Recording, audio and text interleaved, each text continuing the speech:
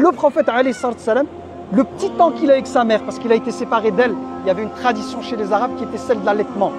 Donc il était séparé de sa maman. Quand elle l'a récupéré, elle a eu quelques temps. Et elle est décédée en allant à Médine, en revenant de Médine, elle est décédée. Et il a dû revenir chez lui à la Mecque sans sa mère. C'est son grand-père qui s'est occupé de lui. Il est décédé quelques temps après. Ça, c'est voulu par Allah. C'est-à-dire qu'Allah tabaraka wa ta'ala voulait préparer le prophète alayhi salam au niveau émotionnel, d'avoir un cœur plein de rahma, une sensibilité très grande.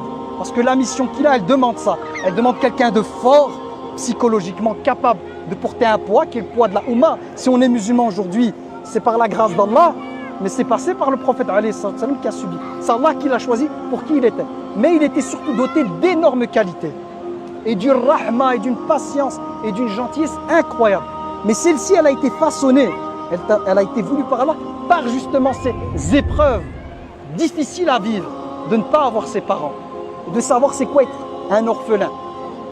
Et ça, pour nous, c'est ça qu'on doit essayer quand ça va mal.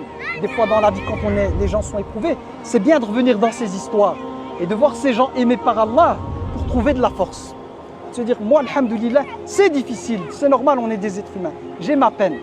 Mais il y en a d'autres qui ont été des modèles aimés par Allah, qui sont passés par un chemin qui n'était pas évident.